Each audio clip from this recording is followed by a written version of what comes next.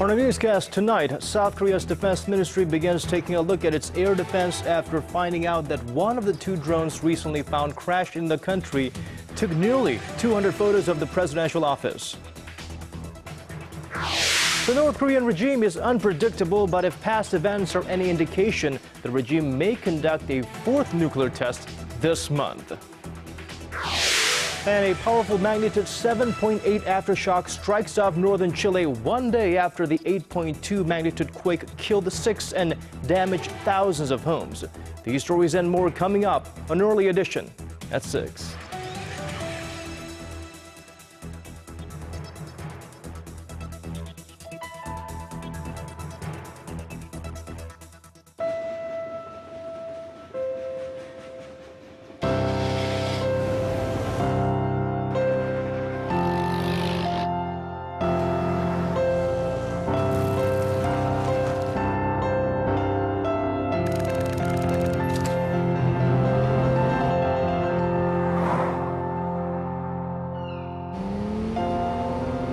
당신의 유럽은 어디였나요? Excellence in flight. Korean Air.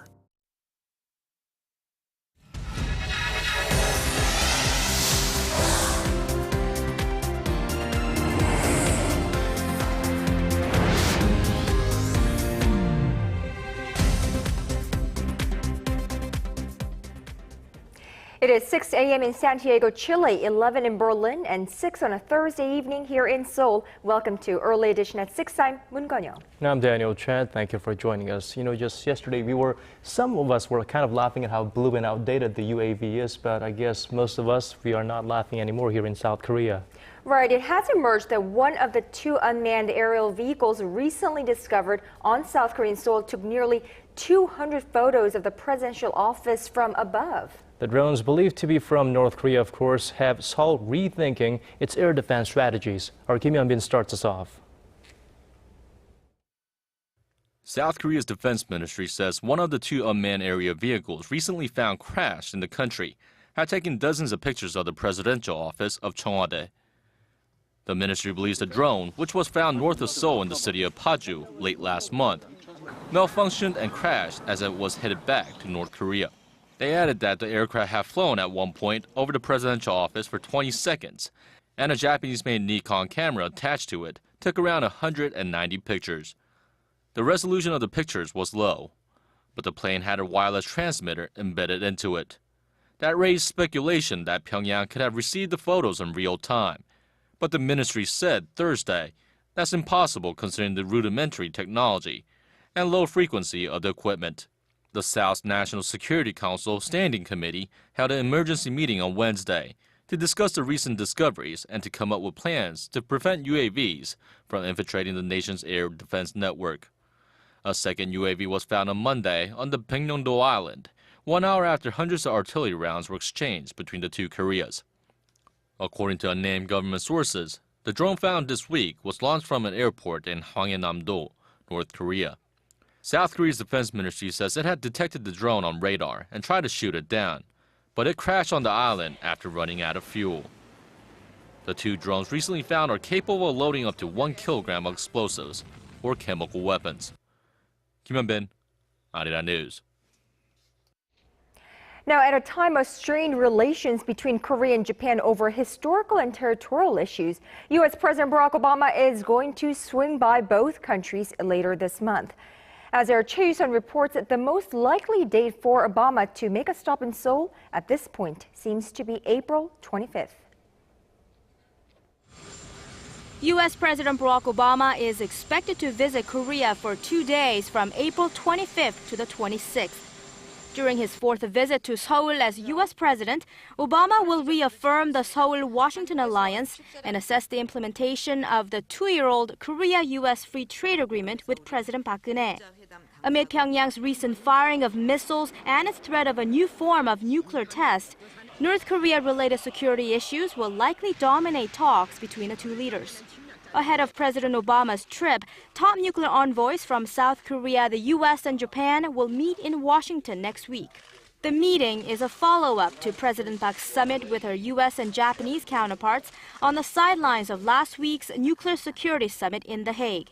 Before coming to Korea, President Obama will make a state visit to Japan starting on the 23rd. Sources in Washington say the U.S. has added a day to the president's Tokyo itinerary after Japan said 2 days wouldn't be enough to make Obama's state visit more meaningful. The last U.S. president to make a state visit to Japan was Bill Clinton in 1996. The Washington-Tokyo alliance and their negotiations for a 12-member Trans-Pacific Partnership free trade deal are likely to come up during President Obama's talks with Japanese Prime Minister Shinzo Abe. But there's a greater attention towards how Obama will address relations between Washington's two main Asian allies strained from Japan's denials of its imperialistic aggressions. The U.S. president will also visit the Philippines and Malaysia. Choi Yuson, Arirang News. Now, South Korea has named a new envoy to the six-party denuclearization talks. Hwang Jun-guk is currently the South Korean ambassador for defense burden sharing, acting as Seoul's top delegate for the special measures agreement negotiations with the United States. He is expected to begin his official schedule as the chief nuclear negotiator in Washington next week, where he'll meet with his U.S. and Japanese counterparts to discuss North Korea's nuclear program. Hwang is a career diplomat who has also served as a deputy chief of mission and minister for political affairs at the Korean embassy in Washington, D.C. He replaces Cho Tae-yong, who's been tapped to become the vice foreign minister. While South Korea is talking reunification, North Korea is once again threatening to conduct a nuclear test. But will they follow through this time? Our Hwang Sung-hee takes a closer look.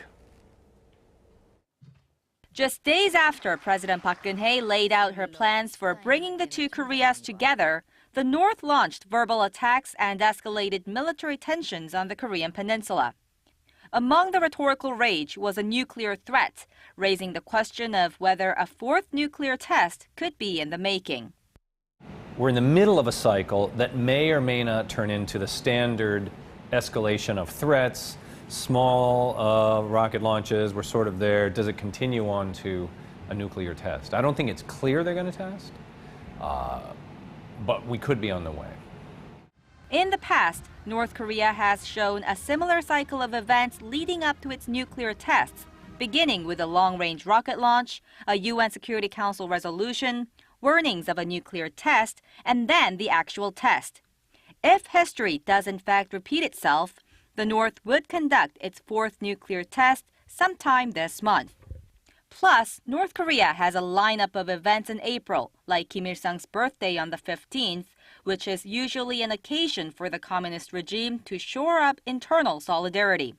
A planned visit to Seoul by U.S. President Barack Obama in April and the ongoing joint military drills between Seoul and Washington are among the reasons for the North's recent outbursts. Some say that once the exercises end later this month, the tensions will also die down. Could there be, on the other hand, could there be talks between South Korea and North Korea after the military exercises? Yeah, I could see that happening.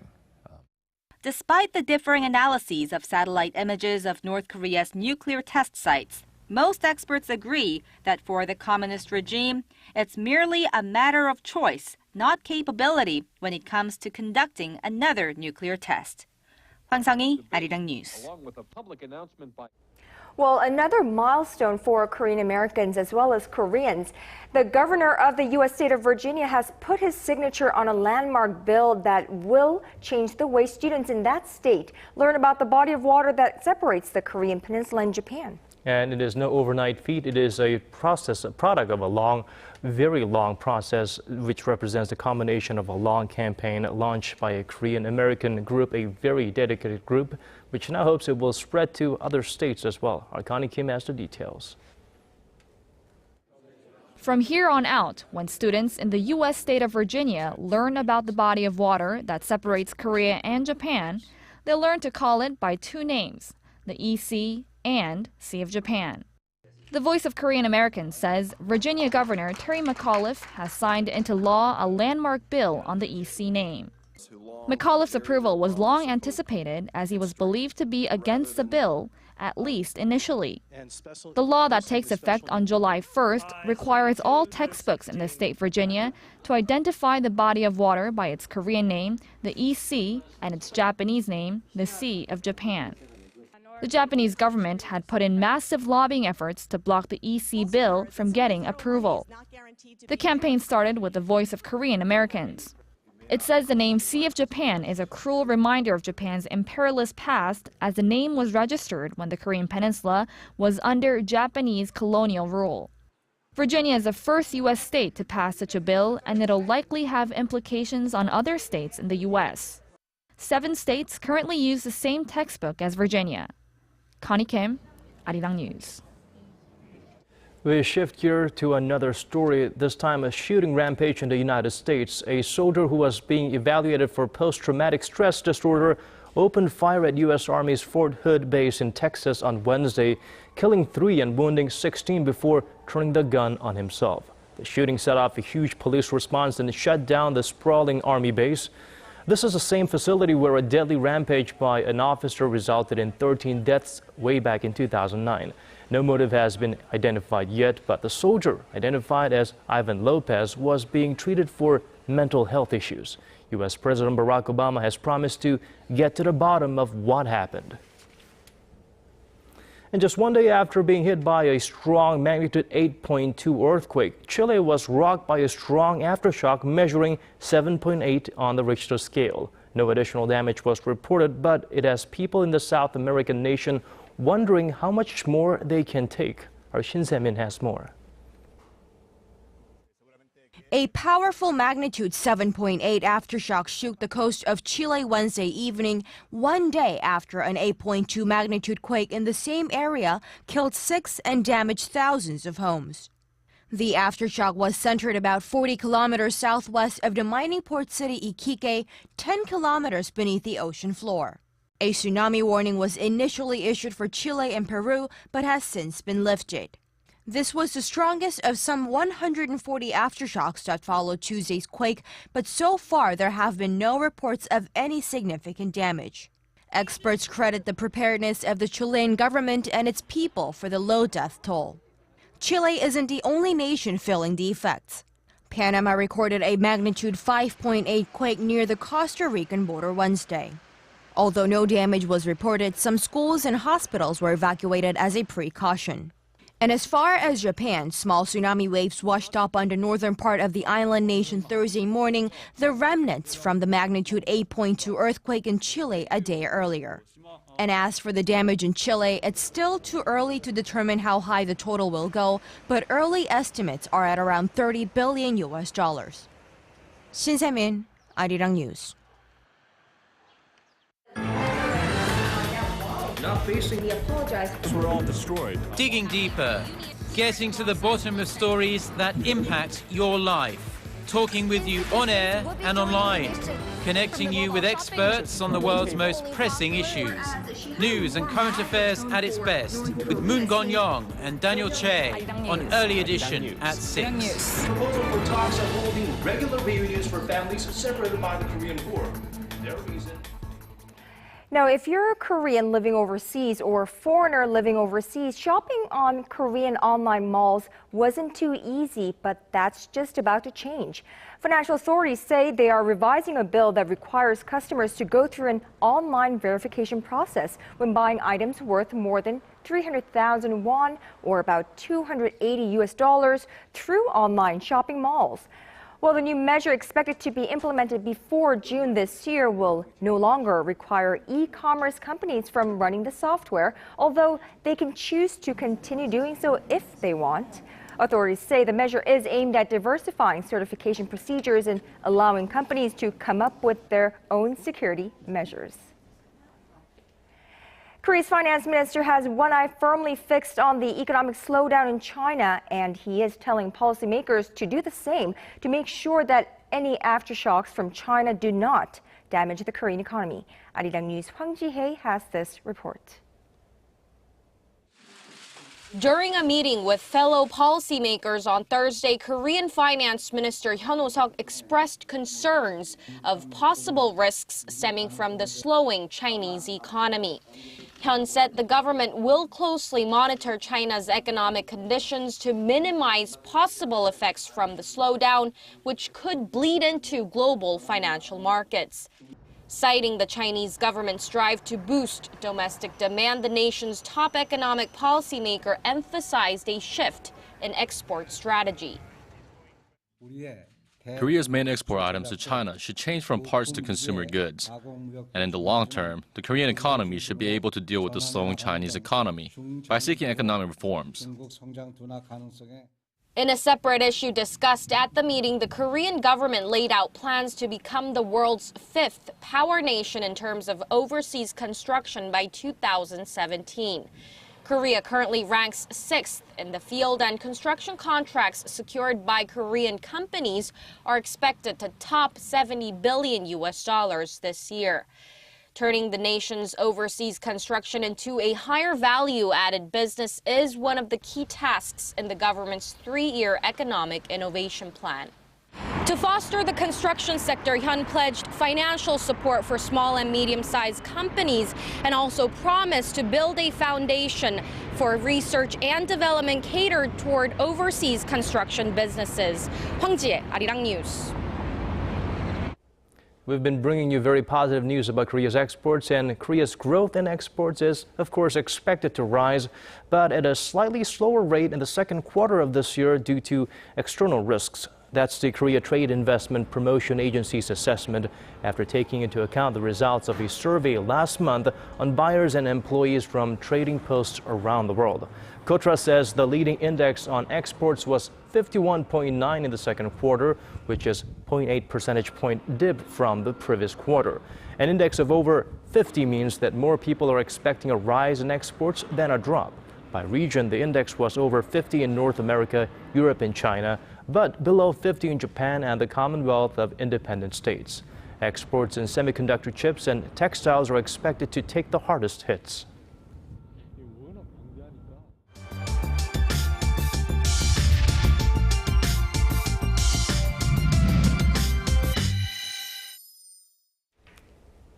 Well, President Park Geun-hye just returned from a state visit to Germany, where she placed a priority on learning from the German experience, and not just with regard to reunification, but also its strong economy. The big question is, why is Germany, a comparatively small country, so strong in exports? And the answer may be what's referred to as hidden champions. So what are they? To give us some perspective, we have Dr. Shin Se-don, professor of economics at Seoul-based Sungmyeong Women's University, here with us. Professor Shin, welcome to the program. Always a pleasure. Now, before we dive deep into this discussion, let's first go over what this concept of hidden champion is. I mean, what are they, and what kind of companies that we know of are categorized as hidden champions? First important characteristic of hidden champion is it's a small enterprise or small and medium enterprise, which is called the Mittelstand in German. So that is the first characteristic. The second characteristic is the hidden champions are top in the world. In the world, the market share is the top or maybe second. And number three characteristics of the hidden champions are they are mostly producing single product. So they not divert their attention, but they just focus upon the single. And another important, which is missed in many respects, is that they have a long history. Most of the hidden champions in Germany has more than 60 years of history, and some are over 100 years of history. So hidden champions are not made in a blink of an eye. It takes a long time to develop into becoming a hidden champion. So a long time invested into concentrating on one product rather than diversifying. And the generations of emphasis upon some kind of a culture that I'm going to talk about later. Right, I heard some small businesses in Korea, they have a hard time passing the craft to the next generation in fear of how it may not be in with the trend. But unfortunately, that's the case in Korea. We hope to learn more from Germany, of course. There are reportedly only 23 SMEs or successful SMEs that we call hidden champions here in Korea. What is the main reason, other than the ones we've briefly discussed. What are the reasons behind this small figure? Yeah, there are two reasons. One is a cultural one. German companies, in general, the culture of industries or small enterprises in Europe in general, they specify and they put more emphasis upon the quality.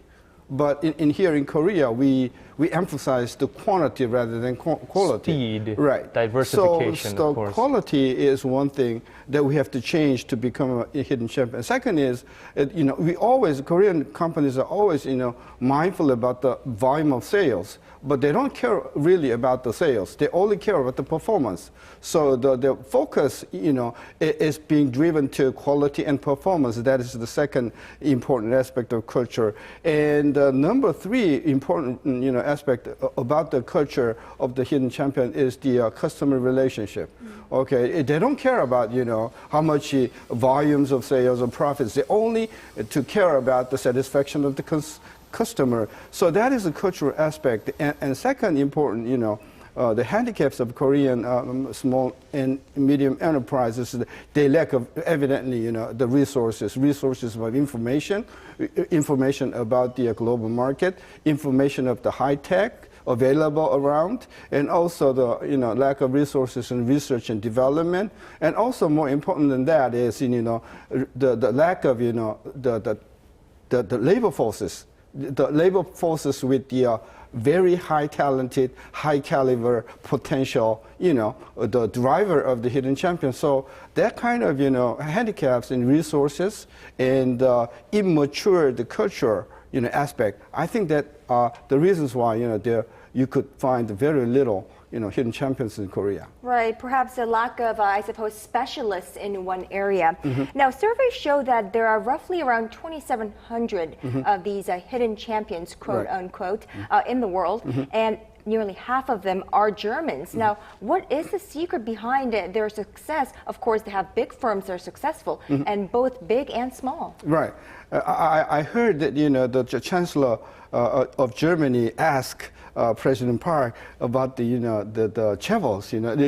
So Germans are interested about our chevels, and Korea is interested about the German, hidden champion. One of the things that there are so many hidden champions in Germany is, of course, in the corporate culture, in the sense that general German national traits are they emphasize perfectionism. So the general tendency for German people to have a perfectionism in their work, that is one of the driving force, and they are not tolerant to underperformance, right? And they're really serious in management of the quality and maintaining the quality level, and always they are mindful about satisfaction to the customers. So that kind of perfectionism, not tolerant to the imperfection or underperformances, seriousness, and that all traits, typical traits of German people, right? It is the driving force behind the success in hidden champions. So many hidden champions in the world. Right, it's kind of like wine. It should get better with age. Unfortunately, in Korea, you kind of pop the cork a little bit too often and say it's not good enough, skip to something else. Well, let's go to the very source of where these hidden champions are groomed, the education system. Right. We did talk about, we have many experts saying that Germany has a very unique education system that can actually foster more of these maestros or meisters in the making in the future. Right, the typical things about the German educational system is that, they emphasize vocational education rather than research-oriented university education as such in Korea or in the United States. Here, vocational education, I mean that substantial portion of, junior high school graduates actually give up going into high level of research-oriented college. So they call it the Hauptschule or Realschule, which is a kind of a vocational high school. And so majority of students, they divert from academia of research, they divert to vocational education. And so that is the one typical, things that we should learn from the German education system. And second, more important than that is the relationship between the masters and apprentice within that vocational school. You know, so the students really admire meisters in the school, and the meisters really devote themselves into educating their children and pupils to become the future meisters as themselves. So very close professional tie between the teachers and the students in the vocational system. I think that is the main driving force for the German hidden champions to continue being the hidden champion in the coming generation. Right, we recently heard that we have classes in Korea where we have more than 200, 300 students sitting in for one lecture, so that's something that's definitely got to change here in Korea. Right. Right, so master craftsmanship is behind Germany's success, and we here in Korea hope to follow that role model and, of course, learn from that experience and adapt to the Korean style. Right. Dr. Shin Se-don, Professor of Economics at Sookmyung Women's University, thank you so much for speaking with us this evening. Okay, you're welcome.